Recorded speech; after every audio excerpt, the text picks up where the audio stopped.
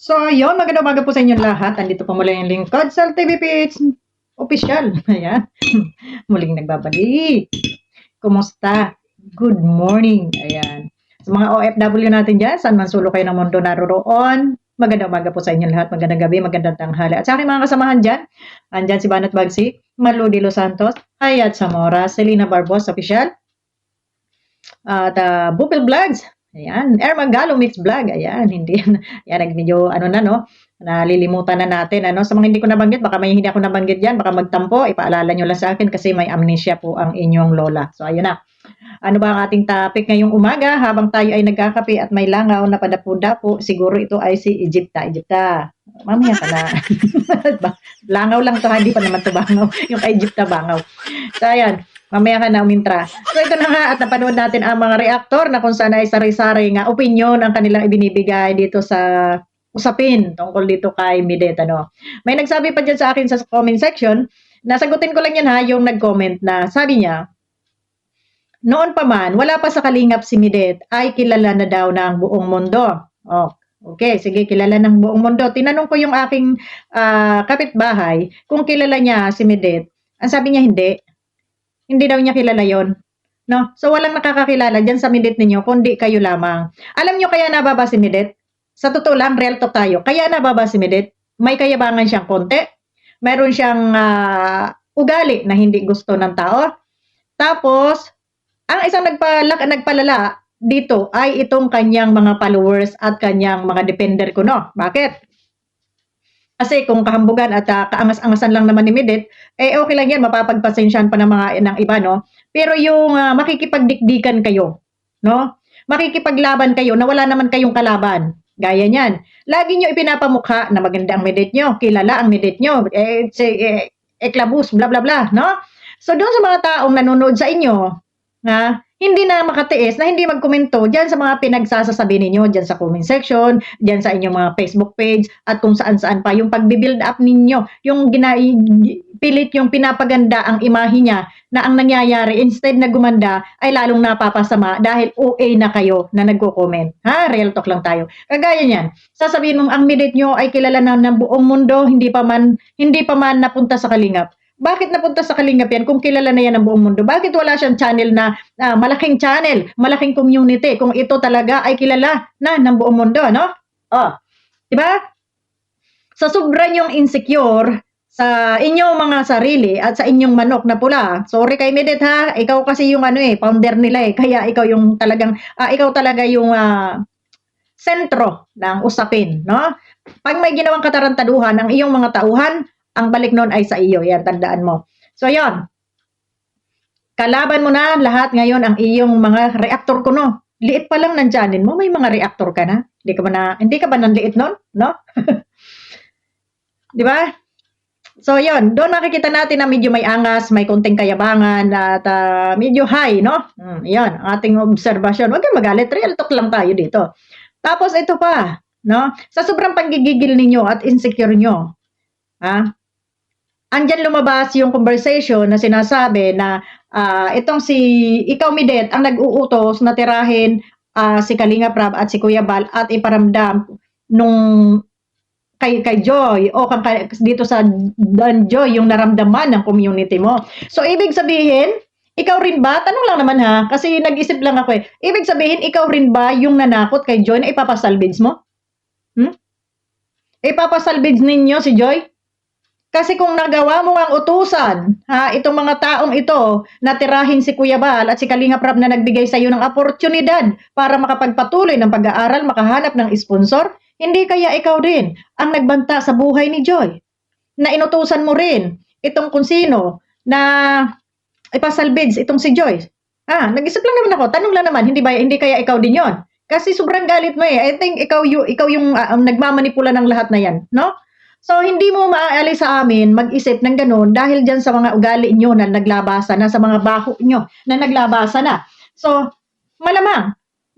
Kasi kung nagawa mo nga ipatira si Kuya Bal at saka ito si Kalinga Prab na ito ay nagbigay sa iyo ng no? Ng oportunidad para makapag-aral ka at magkaroon ka ng magandang buhay na nakakuha ka ng mga sponsor. Nagawa mo pa ng traidorin.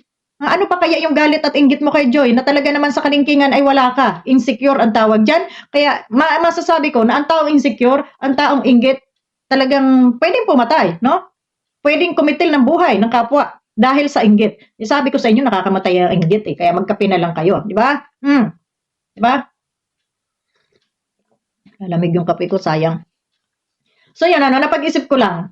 Kasi, ayan, gaya niyan, itong mga nagko-comment, sabihin na, yung talagang kakampi ni Joy dyan sa nagko-comment doon sa aking video, hindi ko na lang kayo pinagpapapansin, kasi baka magkasakit ako. Sa totoo lang, hindi na ako nagbabasa ng mga comment, pero nadaanan ko lang yung isang comment na yon at wala na akong pakialam doon sa comment section, ha? Magkarambula man kayo dyan, magrambol man kayo dyan, wala akong pakialam, no?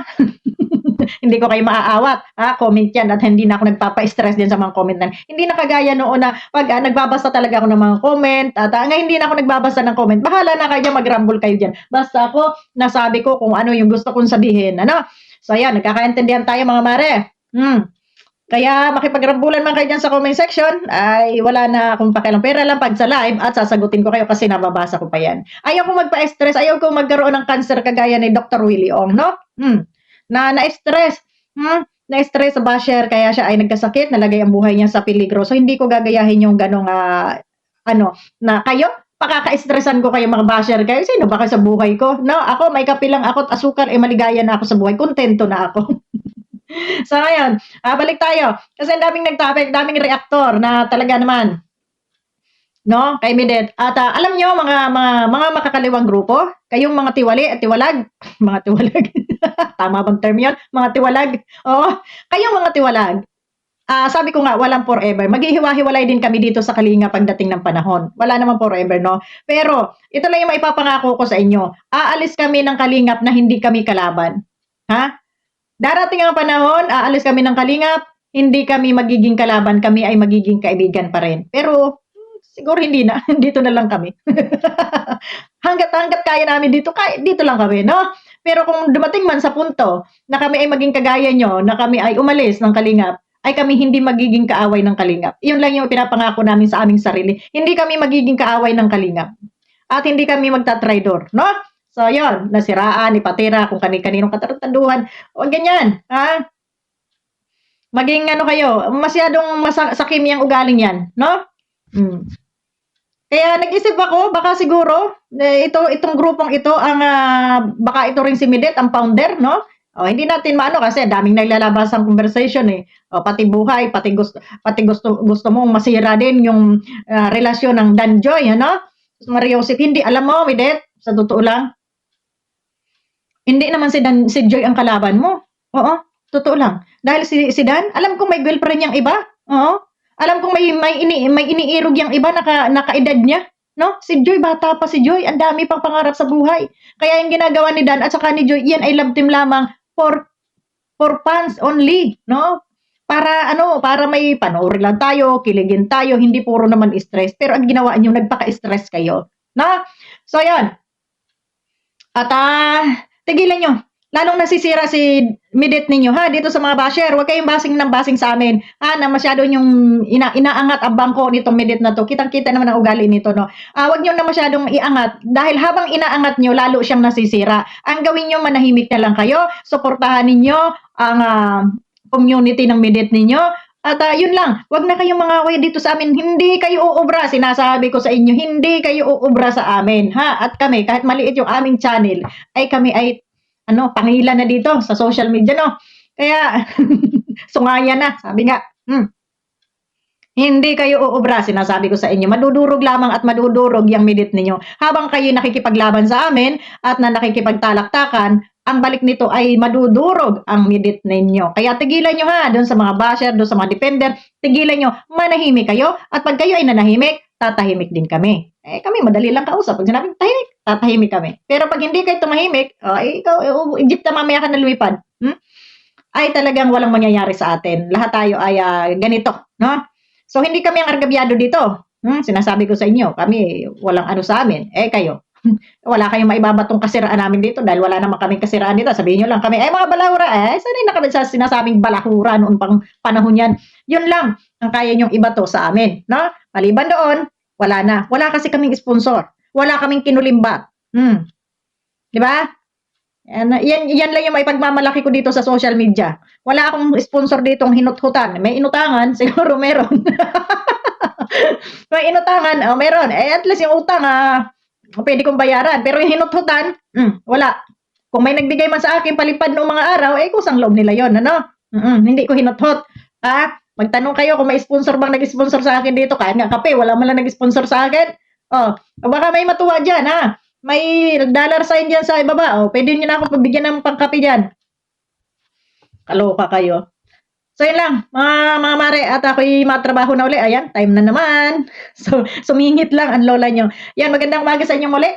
And God bless po sa atin lahat. Tigilan nyo na sa mga makamidit. Tigilan nyo para hindi madurog ang midit ninyo. Babus! At kita-kita tayo mamaya muli. Pagbalik ko at ako ay magla-live muli. Ha? Bye-bye!